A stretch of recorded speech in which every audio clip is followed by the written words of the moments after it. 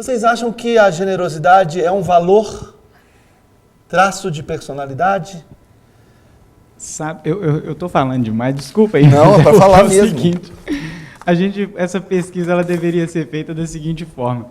Pessoas mais humildes têm tendências a serem mais generosas? É uma linha de pensamento também. O que a gente vê é que as pessoas que passaram por mais dificuldade, quando ela atinge um nível um pouco mais de estabilidade, quando ela vê uma pessoa em necessidade, ela se compadece por uma coisa que ela já sofreu. Uhum. Então, acaba saindo um pouco da questão da religiosidade para a questão do coração do homem mesmo. Compaixão. Compaixão, né? A questão da compaixão, porque você vê pessoa que nunca teve. Hoje a gente vê alguns filhos que têm tudo. A tendência desse filho futuramente se dar mal é muito grande, porque ele não tem uma consciência, ele não sabe o preço do dinheiro. Ele sabe que existe o dinheiro. E eu acho que a pesquisa poderia correr mais por esse lado de pessoas menos abastadas, são mais generosas. Talvez o resultado fosse melhor do que a questão da religião. Menos polêmico como esse. Bruce, você acha que isso é um valor que deve ser passado de pai para filho, independente da religião? Ser generoso, compartilhar, dividir. Você recebeu isso como um valor? Você procura passar isso para... Não sei se você é papai. Sou papai de 2 crianças, Felipe de 9 e o Pedro de 4. Você percebe isso como um traço genético? Ou é alguma coisa que se ensina de pai para filho? Não, eu sinceramente não acredito que é genético, não. Eu acho que realmente isso tem que ser ensinado, né? Eu tenho minha mãe, Maria Helena, querida, deve estar nos assistindo agora, beijo para ela. Ela, tudo que eu aprendi do bem, né, sem dúvida, com a ajuda do meu pai, mas principalmente por ela, foi ensinado. E eu acho que realmente isso tem que ser através de gestos, de atos, né? E não só de palavras, mas fazer o bem ensina realmente mais do que você falar alguma coisa. E eu estava pensando, na realidade, desculpa se eu fugi um pouquinho, mas é porque eu fiquei pensando, essa pesquisa, para quem acredita no fazer o bem, né? Acredita e que é religioso, ou que tem uma religião, enfim, se existe uma diferença aí, né? Incomoda, né? Incomoda. A pesquisa incomoda, porque a gente fica pensando, puxa vida, por quê, né? Por que tá tendo essa resposta foi diferente do que eu pensava?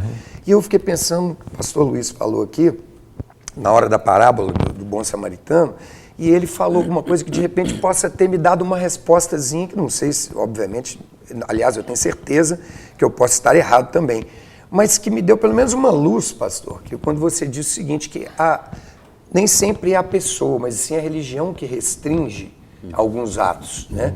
Então eu fico pensando também que às vezes a pessoa até gostaria de fazer algo, mas a religião acabou tirando da cabeça dele, por exemplo, que ele poderia fazer aquilo. E uma pessoa menos religiosa não tem esse compromisso com a religião, né?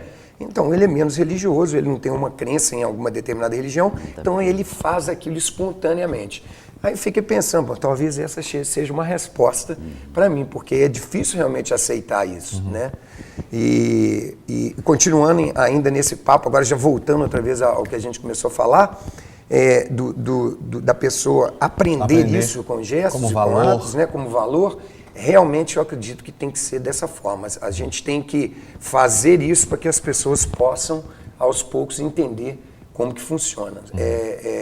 Só palavras não é o que precisa na realidade, a gente precisa fazer isso com atos. Eu estou falando sobre isso, pastor Márcio, porque como caráter, como valor, né, como formação de personalidade, existem coisas que são formadas até o 6º ano de idade de uma criança. A psicologia diz que 80% às vezes do caráter de uma criança é formado até o 6º ano. Então cabe alguém ensinar. Nós não estamos falando ainda, né, da nossa relação para com Deus, palavra de Deus que diz de como a gente deve agir, de como caráter, como valor. Agora, quanto mais como cristãos, aí é inegável que essa pesquisa assusta, porque nós temos como obrigação olhar para a necessidade do nosso próximo. Como você vê? Eu não sei quando é que eu li isso, que me entrega a criança até os 12 anos e depois pode largar, porque aí desenvolve. Então isso é muito relativo. Mas eu estava lembrando aqui que existia uma linguagem aqui no Brasil, da minha geração, era assim, fulano de tal, fulana, são muito caridosos. Então está implícito o quê? Que essa pessoa pode ser religiosa ou não. Então aí, na questão do caráter.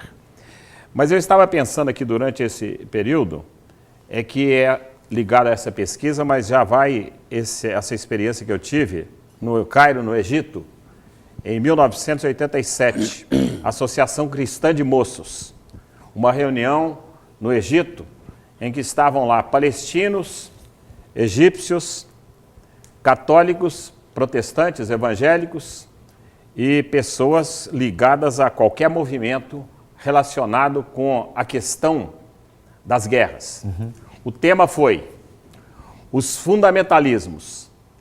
O fundamentalismo judaico, fundamentalismo islâmico, fundamentalismo católico, fundamentalismo protestante. Os 4 responsáveis pelas guerras no mundo. É de estarrecer, não é? Será verdade isso? Em parte é verdade. Então, são 4 religiões, no sentido de ciências da religião, são 4 religiões poderosas e, ao mesmo tempo, produzem a paz e produzem a guerra.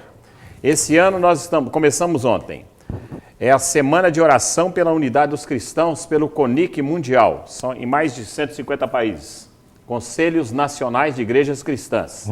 Aqui no Brasil, no caso vamos falar agora de Minas Gerais, eu sou vice-presidente do CONIC Minas Gerais, a irmã Márcia Maria Carmelita é a presidente. Então essas reuniões acontecem nesse domingo que certas igrejas, muitas igrejas comemoram, né? O período da ascensão de Jesus, que foi domingo ontem, até o Pentecostes, o próximo domingo. Então, neste período é de orações. O tema é do apóstolo Paulo, lá em 1 Coríntios 15, que é o tema da ressurreição. Somos transformados por meio de Jesus Cristo.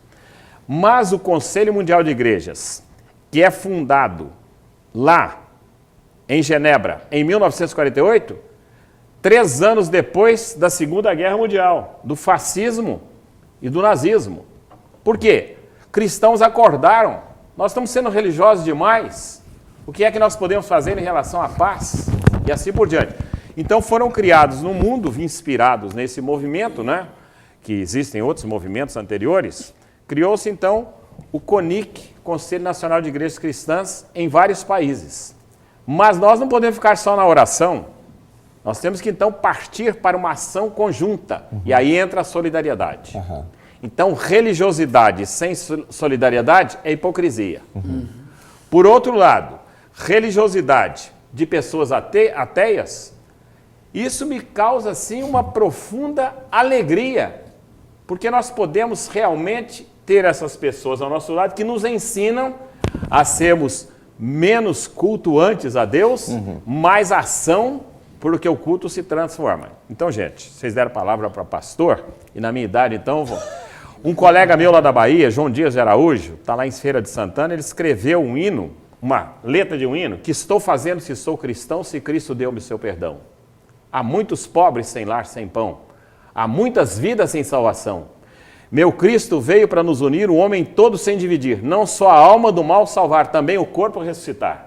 Há muita fome no meu país, há tanta gente que é infeliz, há criancinhas que vão morrer, há tantos velhos a padecer.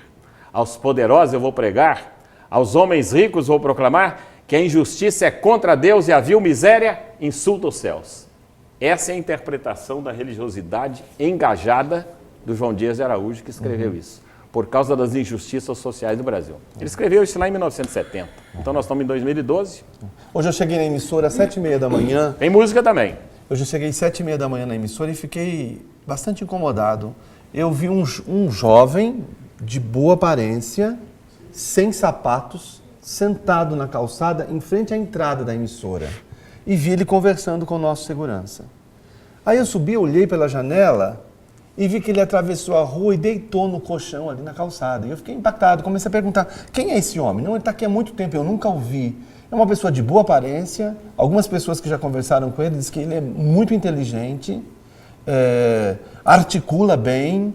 E aí eu fico pensando, gente, eu estou aqui numa emissora, eu sou cristão, eu tenho um discurso, e o rapaz está ali do meu lado. Então, eu estou aqui no programa e estou impaciente a hora que termine, alguma coisa precisa ser feita. Porque como cristão não combina o discurso sem a prática. Foi exatamente isso que você falou. Pastor Luiz.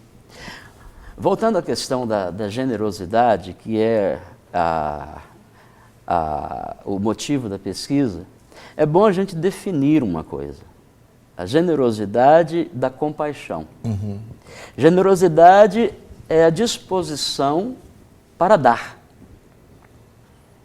Essa disposição para dar, ela acontece quando eu, porventura, estou no superávit. Entendi. Então, nós vemos a generosidade muito comum nos grandes clubes de milionários através do mundo afora. Eles movem ações e levantam milhões para ajudar. Então, as doações que o Bill Gates faz, por exemplo, são milionárias, não é? Agora, doar a partir do superávit é fácil, confortável e dá ibope. Generoso. É. Eu tenho... Isso é generosidade. Compaixão é não apenas doar, mas como a própria palavra, a etimologia da palavra nos indica, é a disposição para sofrer com. E a disposição para sofrer com é algo que... Em qualquer circunstância. Que exatamente. Você esteja, né? Então, eu vejo esses milionários todos dando milhões, não é? No exterior, aqui no Brasil também. E eu me pergunto se essa pesquisa, ela considera estes aspectos, essas facetas, não é? Com certeza não. Não é? Da generosidade. Então, o Senhor Jesus ensinou, e esse é o nosso lema: mais bem-aventurada coisa é dar do que receber. Eu, quando vou falar de ofertas na minha igreja, uma coisa que eu sempre falo é: se você tem alegria para contribuir, então traga a sua oferta. Se você não tem alegria, se o seu coração não está alegre em contribuir, por favor, não o faça. Porque nós não devemos, né? Não devemos fazê-lo de forma mecânica, porque somos movidos por uma sugestão ou manipulação qualquer que seja. Então, ser compassivo é algo muito diferente, né, do que tirar o dinheiro do bolso e doar para uma instituição. É verdade.